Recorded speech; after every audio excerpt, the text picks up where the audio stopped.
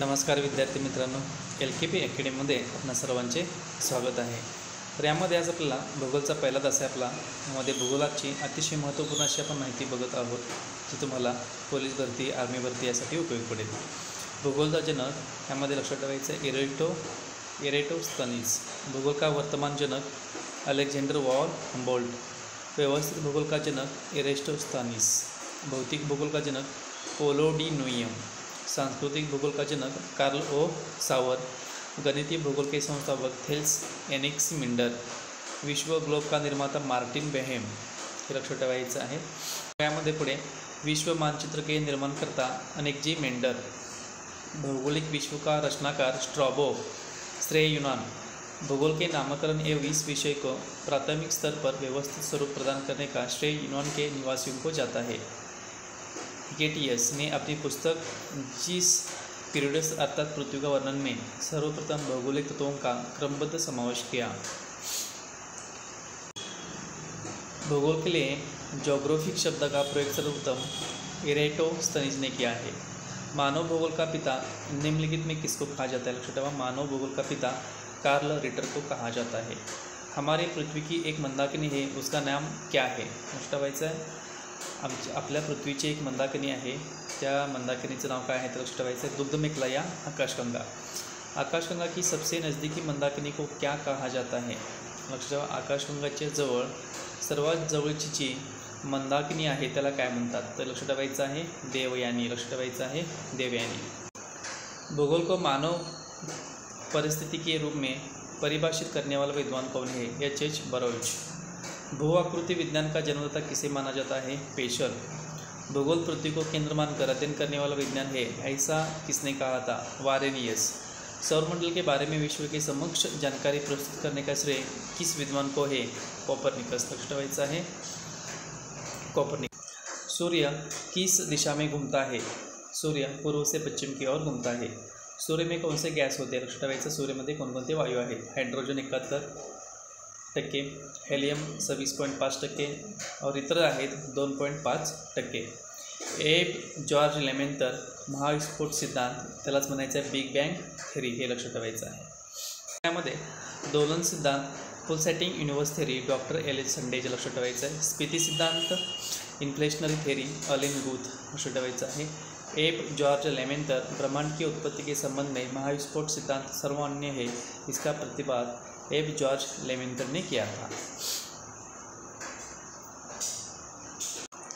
मग यामध्ये ब्रह्मांड म्हणजे काय लक्षात ठेवा, ब्रह्मांड का व्यास 10⁻⁸ प्रकाश वर्ष है। ब्रह्मांड में अब तक 100 अरब मंदाकिनी है और इस मंदाकिनी में 100 अरब तारे है। त्यामध्ये मंदाकिनीविषयी आपल्याला थोडक्यात माहिती पाहिजे आहे। मंदाकिनी म्हणजेच काय हे आपण बघून घ्यायचे आहे। बघामध्ये मंदाकिनी बघा काय आहे, यह तारों का एक समूह है जो अस्पष्ट दिखाई देता है। एक तारा निर्माण प्रक्रिया की शुरुआत का गैसपुंज है।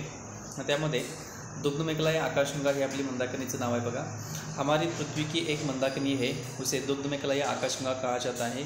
इस मंदाकिनी का 80% भाग सर्पिला है। इस मंदाकिनी को सबसे पहले गैलीलियो ने देखा था। आकाशगंगा की सबसे नज़दीकी मंदाकिनी को देवयानी नाम दिया है। डॉर्फ मंदाकिनी नवनीतम न्याय मंदाकिनी है, इसे ध्यान में रखना है आपको। निहारिका क्या है? निहारिका निहारिका ये इसमें तारों का जन्म होता है या धूल और गैसों का बादल होता है। सभी तारे निहारिका में निर्माण होते हैं शिवाय न्यूट्रॉन और शाम विवर छोड़कर। यामध्ये सगळेच तारे आपल्याला निहारिकापासून बनलेले दिसतात। तर यामध्ये अपवाद वगळले तर न्यूट्रॉन आणि शाम विवर सोडून। न्यूट्रॉन और शाम विवर ये मृत तारे माने जाते हैं। यहाँ निहारिका में हाइड्रोजन गैस, हेलियम और प्लाज्मा गैस होती है। निहारिका बनने का कारण ब्रह्मांड की उत्पत्ति और किसी विस्फोट के तारे से बन सुपरनोवा से। ब्रह्मांड के बाद परमाणु की निर्मित हुई है और उसके बाद धूल और गैस के बादलों की निर्मित होती है। सुपरनोवा से जो पदार्थ उत्सर्जित होता है उससे भी निहारिका का जन्म होता है, उदाहरण वेल और कर्क। निहारिका के कुछ प्रकार देखो, उत्सर्जन निहारिका, चिला और झील निहारिका उसे कहते हैं। परावर्तन निहारिका एग्जाम्पल है प्लेडिस निहारिका। शाम निहारिका है, ग्रहीय निहारिका है और इवन नेबुला। अब हमें लेसन नंबर 2 सौरमंडल के बारे में पूरी जानकारी लेनी है। प्लेनेमस सौरमंडल के बाहर दिखने जुड़वा पिंडों का समूह है, उसे प्लेनेमस कहा जाता है। सूर्य यह हमारे मंदाकिनी दुग्ध मेखला से लगभग 30,000 प्रकाश वर्ष दूरी पर है। दुग्ध मेखला मंदाकिनी से चारों ओर लगभग 250 किलोमीटर सेकंड गति से परिक्रमा करता है। दुग्ध मेखला की ओर सूर्य की परिक्रमा कालावधि 25 करोड़ वर्ष है, जिसे ब्रह्मांड वर्ष कहते हैं। सूर्य अपने अक्ष पर पूर्व से पश्चिम की ओर घूमता है। इसका मध्य भाग 25 दिनों में और ध्रुवीय भाग 35 दिनों में एक घूर्णन करता है। सूर्य में हाइड्रोजन 71%, हेलियम 26.5% और अन्य तत्व 2.5% होते हैं। सूर्य का केंद्रीय भाग करोड़ कहलाता है, जिसका ताप 1.5 × 10⁻⁷ डिग्री सेल्सियस होता है। सूर्य का बाहरी सतह का तापमान 6000 डिग्री सेल्सियस होता है। सूर्य ऊर्जा का प्रमुख स्रोत है। सूर्य का बाहरी सतह का तापमान 6000 डिग्री सेल्सियस होता है। सूर्य ऊर्जा स्रोत हैंस बेथ ने बताया कि 10⁻⁷ अंश डिग्री सेल्सियस ताप पर सूर्य के केंद्र पर 4 हाइड्रोजन नाभिक मिलकर एक हेलियम नाभिक का निर्माण करता है। यही सूर्य की ऊर्जा के निर्माण का कारण होता है। लक्ष ठेवायचं आहे, 4 हायड्रोजन मिळून एक हेलियम तयार होतो आणि या हेलियमवर आधारित सूर्याची ऊर्जा निर्मिती होत आहे, हे लक्ष ठेवायचं आहे। प्रकाशमंडल सूर्य की दीप्तिमान सतह को प्रकाशमंडल कहते हैं। सूर्य का वायुमंडल प्रकाश का अवशोषण करता है, इसलिए प्रकाशमंडल के किनारे का भाग प्रकाशमान नहीं होता है। किनारे का भाग प्रकाशमान नहीं होता है। सूर्य किरीट सूर्य ग्रहण के समय सूर्य का दिखाई देने वाला भाग को सूर्य किरीट कहते हैं। सूर्य किरीट का एक बाह्यतम भाग है जो एक्सरे किरण उत्सर्जित करता है, इसे सूर्य का मुकुट कहा जाता है। सूर्य की उम्र 5 बिलियन वर्ष है। केपलर ने सिद्ध किया कि सूर्य के चारों ओर प्रत्यक्ष नक्षत्र का मार्ग दीर्घ वृत्ताकार है। निकोलस कोपरनिकस ने दर्शाया कि सूर्य ब्रह्मांड के केंद्र पर है तथा ग्रह इसकी परिक्रमा करते हैं। लक्ष ठेवायचं आहे, सूर्य ब्रह्मांड की केंद्र पर आहे तथा ग्रह इसकी परिक्रमा करते हैं। यामध्ये लक्ष ठेवायचं आहे, निकोलस कोपरनिकसने काय सांगितलेलं आहे, सूर्य आपल्या एका ठिकाणी केंद्रावर आहे आणि इतर ग्रह सूर्याच्या भोवती फिरत असतात असं त्यांनी सांगितलेलं आहे, हे लक्ष ठेवायचं आहे यामध्ये।